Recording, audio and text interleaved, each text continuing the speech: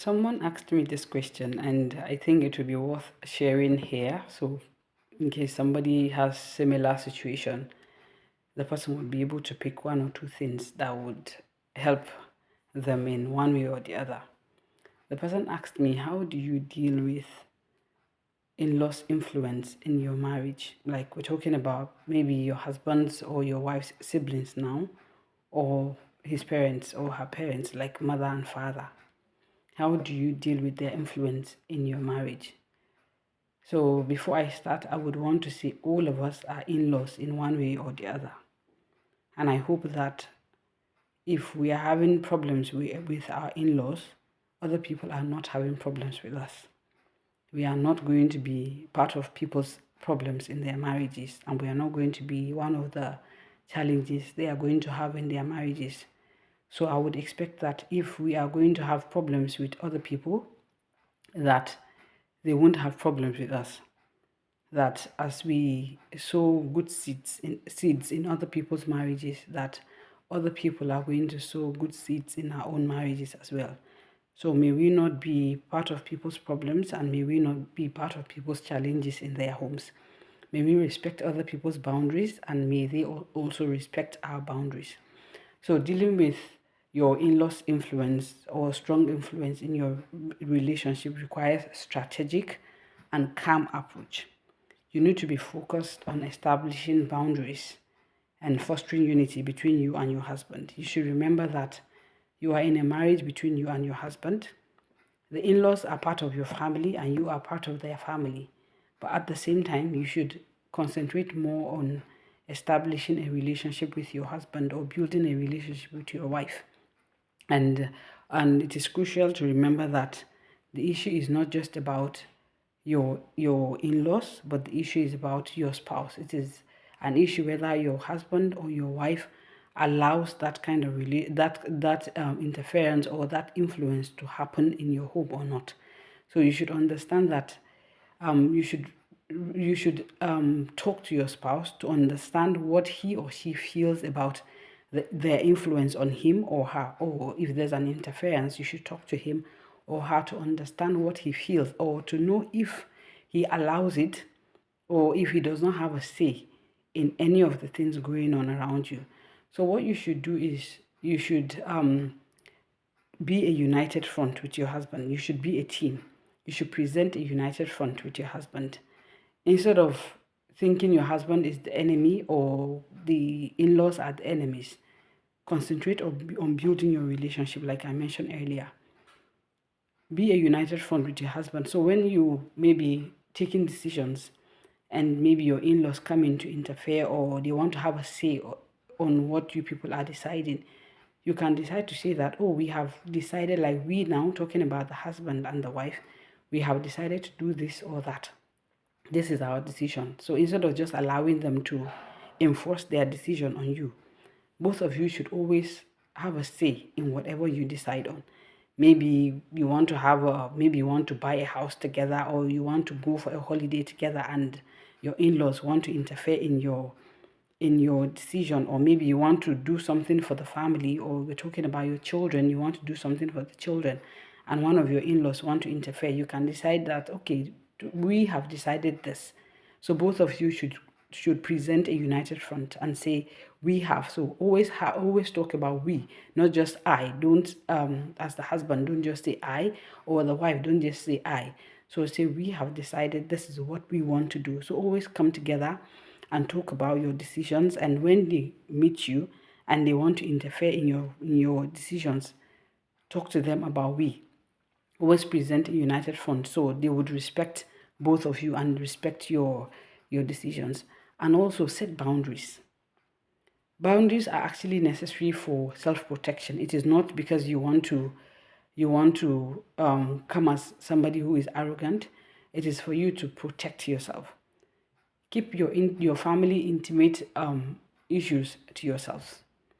You don't have to go telling your family members everything that goes on in your home. You don't have to tell them, like I talked about presenting a united front. When you want to buy things, you don't have to go telling them or asking them for what they think. There are issues where you need somebody to guide you, But if it is something both of you can talk about, you don't need anybody's interference. You don't need somebody telling you what to do and not what to do, because both of you should be adult enough to get married. If you're not an adult, I would advise you don't get married. If you are not able to make your own decisions, you shouldn't get married. A child shouldn't get married in the first place. So if you keep running to your mother or your father or to your siblings to help you in making decisions for your family, then you're not bold enough to get married, and you're not an adult enough to get married. So I would advise you go back to get the right training, or to be ready for marriage before you venture into marriage. So the boundaries now is for you to protect yourself. If there's an issue of abuse, talk to a counselor, talk to a therapist, or maybe there are issues that are beyond your control. You talk to your pastor or somebody who can help you. You don't just go about talking to your family members about all your issues, unless if these family members are able to help you. Don't go talking to people who are not willing and able to help you about your family issues. If they are willing and able to help you, fine, you talk to them. But if they are not willing and able, so now we're talking about their willingness and their ability to help you. If they are not willing and able to help you, don't go about just talking to anybody about your issues. Be able to set boundaries, especially when you have intimate issues. You don't have to just keep talking to everybody about it. And also communicate. Communication is one of the bedrocks of every relationship. If you're not able to communicate with your spouse, your marriage is already on the verge of breaking down. So be able to talk to your spouse about how you feel. Don't approach the issue like your in-laws are your enemies here. Your in-laws are not your enemies. If anything keeps happening, if there's a repetitive pattern of their interference or their influence in your home, it means one of you allows it. So communicate your feelings to your husband or your wife. Let them know that you are in this marriage. You are in the marriage for a long run. You are not just there for the sake of it. Let them understand that you are willing to build a family with them if they are willing to work with you. And there is need for you to come together, to work together, instead of allowing other people to influence you or to keep interfering with your relationship. So talk to each other. Communicate your feelings. Talk to one another as a united front. Talk to one another as a team, instead of seeing your husband as the enemy who allows his family to interfere in your relationship, or seeing your wife as the enemy who is interfering with the relationship. See the issue as the enemy, not your spouse.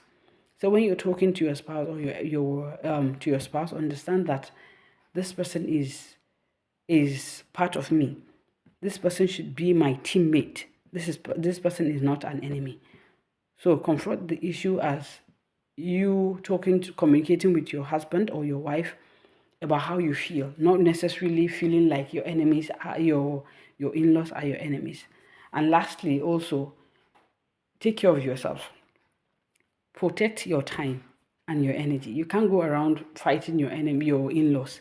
You can't go around fighting your husband all the time. If your husband allows the interference or the influence and is not ready to change, or if your wife allows the interference or the influence and is not ready to work with you, please protect your energy, your mental health, and your time. Do not go around fighting everybody. If they are not willing to change, if they are not willing to cooperate with you, to work with you, take good care of yourself. Don't fight. Nobody is saying you should pack your things and leave, but protect your energy. Protect your sanity.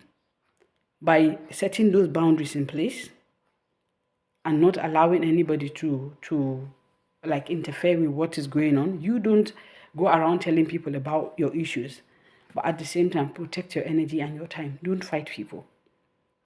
Protect your mental health.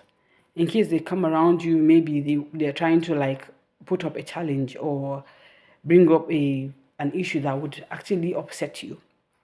You don't have to give in to them to that challenge that would make you upset. You don't have to give in to them. You can excuse yourself all the time by stepping out and just going for some fresh air, or you can stay in your room unless if they follow you to your room, and you can still excuse them and give them space. If they come to the house and they are discussing issues and decide not to involve you in the issue, you don't have to force yourself. Just stay away, give them space, just excuse them, give them the space they need. But if they involve you in an issue and call you, okay, we are discussing this, what is your input? What do you think? Then you give them your own ideas. But if they don't involve you in issues concerning their own family or your family or anything, don't bother yourself. Don't force anything. Give yourself time and give your husband grace or give your wife grace. But protect your time, protect your energy, and protect your peace. Thank you.